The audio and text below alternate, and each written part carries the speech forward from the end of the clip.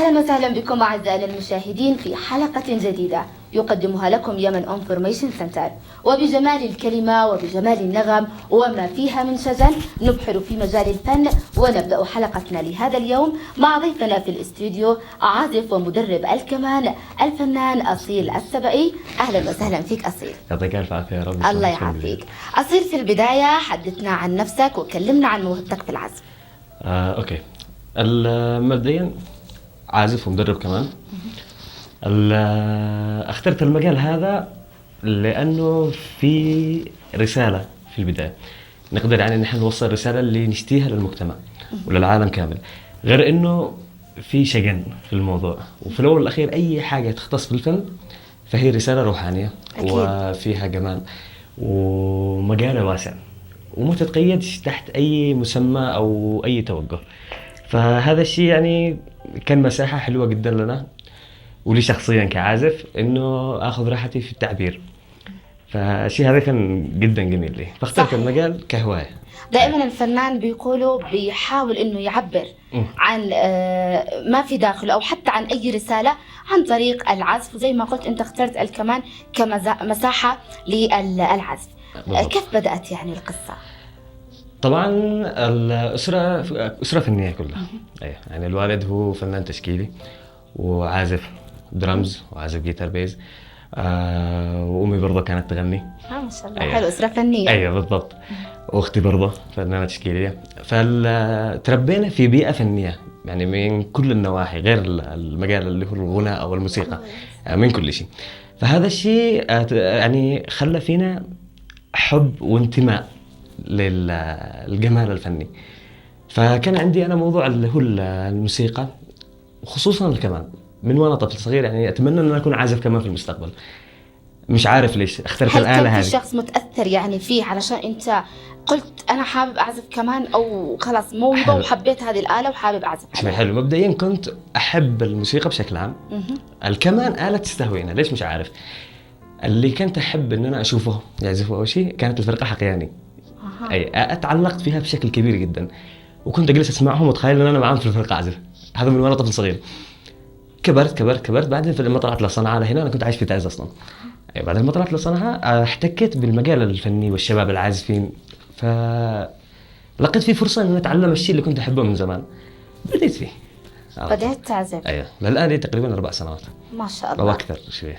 طيب الكثير بيقول إنه مثلاً بيكون عنده موهبة ولكن إنه ممكن تستغرق وقت طويل علشان يفهم أساسيات العزف، وهذا الشيء في بعضهم ممكن يكسل، أو إنه نقدر نقول ما فيش الشخص اللي بيقوده إنه لا، لازم أنت تشتغل على نفسك ولازم أنت تطور من مهاراتك.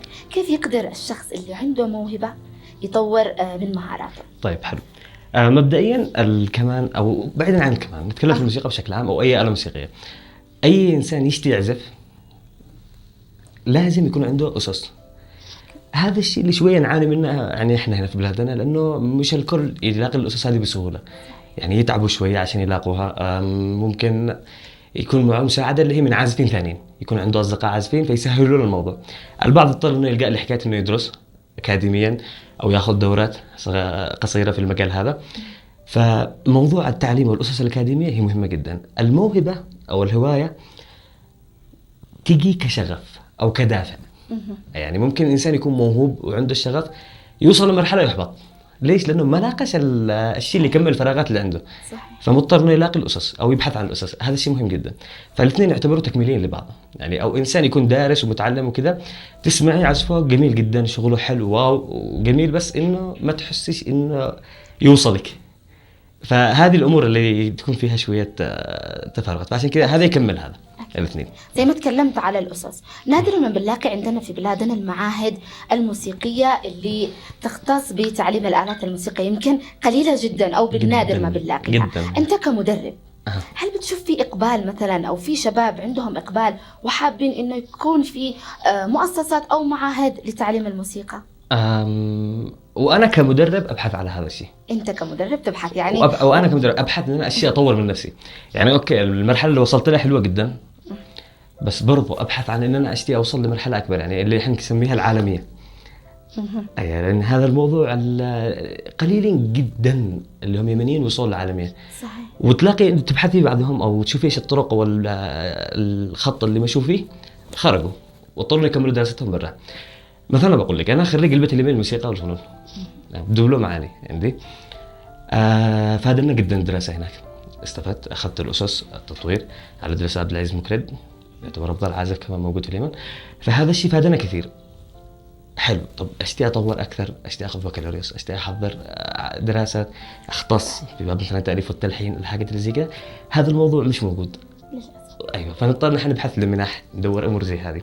فحكايه انه يكون موجود المعاهد او المراكز التدريب مهم جدا، مهم جدا للشباب بشكل عام، وحتى للناس اللي هم دارسين او العازفين المعروفين. يعني الكل يبحث، يعني المجال هذا مشكلته ايش؟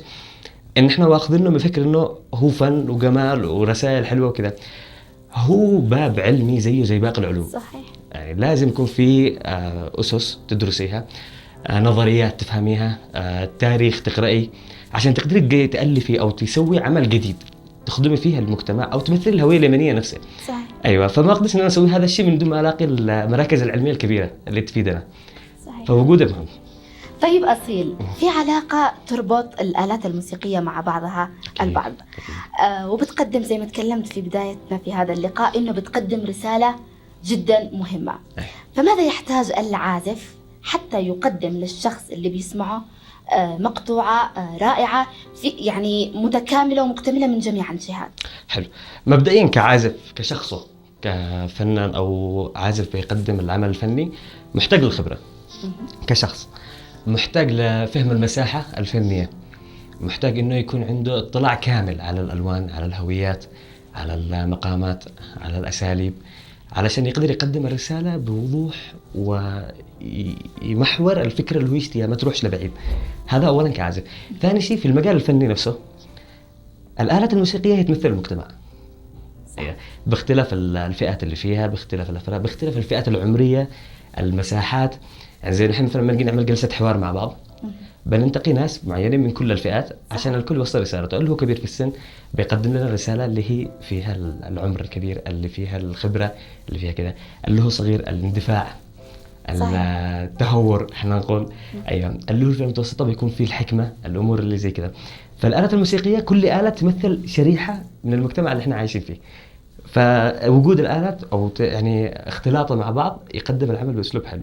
وهذا هو باب كامل اللي هو يسمونه التآلفات، التجانس الموسيقي. فكل الآلات مع بعض تقدم الرسالة هذه. أكيد. طيب خلينا أصيل نسمع مقطع موسيقي كذا لعزفك على الكمان. عيوني.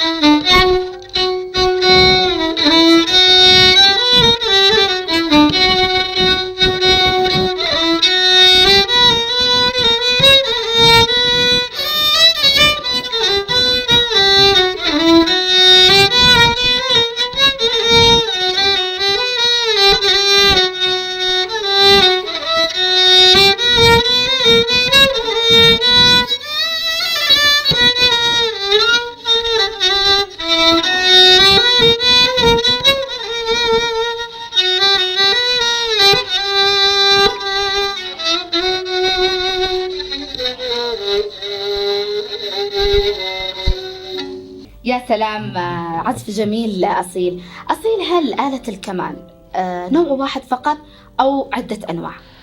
الكمان هي آلة ضمن أسرة من الآلات الموسيقية. الكمان اللي هو الفايولين، وعندك الفايولا، عندك التشيلو والكونترابيز. الحكمة من وجود الأسرة هذه تمسك مساحة من الطبقات الصوتية. يعني احنا عندنا مثلا لما نجي نشتي نغني او نشتي نالف مقطوعه موسيقيه واختصاص في الموضوع الاوركسترالي، الاوركسترات الكبيره، لازم نغطي مساحه صوتيه من الطبقات اللي هي البيز القرار للاساس لطبقات الجواب او السوبرانو اللي هي العاليه. فهذه المساحه كلها احنا نغطيها بآلات مساعده. اسره الكمان تمسك المساحه الصوتيه هذه كلها. فعشان كده حتى لما تيجي تلاقي في موضوع الاوركسترا تلاقي انه الكمان او الاسره هذه هي الاسره الوحيده اللي توجد بكثره. يعني لا مانع انه يكون موجود الكمان فوق المسرح ب40 عازف، بينما باقي الآلات ممكن يكون 3 4 بالكثير 5، بس الكمان والأسرة هذه ليه مساحة في الأداء تخليها يعني كل ما زاد العدد كل ما كان أفضل، وكله اعتمادا على المؤلفة نفسها المقطوعة الموسيقية. فوجود الأسرة هذه هنا كانت الحكمة، يعني من إنه يكون في أكثر من آلة من نفس الأسرة عشان هذا الموضوع. طيب أصيل، الفن بشكل عام أو العزف هل بيعتبر فقط موهبة أو كذلك بيعتبر مصدر دخل؟ كثير من الأشخاص أو بنشوف نظرة المجتمع إنه الفن مالوش أو مش مصدر دخل أو مش ممكن إنك تستفيد منه شيء، فإيش رأيك بهذا الموضوع؟ هو ممكن يكون موهبة وممكن يكون مصدر دخل. البعض بياخذها كمهنة، والمهنة هذه لجمهوره وفي ناس اللي تطلبها، وكموهبة ممكن إنه أنا مش إن أنا أشتغل في المجال هذا، بس أنا أحب إن أنا أقدم للناس رسائل فنية، أسمعهم الأعمال الجميلة، أسمعهم إيش لمستي أو هويتي أو بصمتي أنا كعازف. لما يجي بعد فترة يقولوا كم موجود العازف الفلاني، أيضا الموضوع يخص أنا مش واخذه كمهنة لكن كمهنة في الفترة الأخيرة هذه بالذات بدأ الشباب أو بدأ المجتمع يقدر وجود التنوع في الآلات الموسيقية، تداخله مع الهوية والتراث اليمني، فحبوا هذا الشيء كثير. فهذا يعتبر شيء إيجابي جدا وفادنا إحنا فيه حكاية الاطلاع مع العالم، الوصول يعني مواقع التواصل الاجتماعي. صحيح. الحاجات هذه فادتنا إحنا كثير في إنه مستوى الوعي يكبر عند المجتمع، ويقدروا وجود الآلات هذه أو يضيفوها للموروث أو يضيفوها للشغل اللي إحنا متعودين نسمعه واصل بشكل أفضل. صحيح. أصيل، قبل الختام رسالة حابب تقدمها لكل الشباب المبدع ولكل الشباب الطموح واللي عنده موهبة إن كان في أي مجال من المجالات. حلو. أولاً الفن جمال، الفن جمال ورسالة سامية، وما فيش أي شيء ممكن يأثر عليها ولا أي توجه ولا أي فكر ممكن يحصره. الفن بالعادة رسالة من الروح للروح، فإذا كان في إنسان حاسس إنه عنده الموهبة أو عنده الشغف أو عنده الجمال هذا إنه يقدر يقدمه أو يغوص فيه، مش شرط إنه حتى يكون الشيء اللي هو يعني أو يكون العازف الكبير، مش شرط، إنه قادر يغوص ويستمتع في الجمال هذا يبدأ. ولو كانت البداية صعبة شوية عادي، مشوار ال1000 ميل يبدأ بخطوة، مش مشكلة، نقدر نبدأ ونتعلم. وكل ما زاد الإقبال على هذا الشيء كل ما زادت الكوادر، كل ما زاد الاختلاط، وكل ما زاد إنه كل شخص يفيد الثاني. فهذا الشيء حلو جدا، وأنا أتمنى إنه الساحة تمتلي ويزيدوا العازفين بأي مجال أو أي نوع من أنواع الفنون، الكتابة، الشعر، الرسم، أي. شكرا لك أصيل، ونشكر جميع مشاهدين يمن انفورميشن سنتر. وقبل أن نختم حلقتنا لهذا اليوم سوف نختمها مع مقطوعة وموسيقية من ضيفنا أصيل.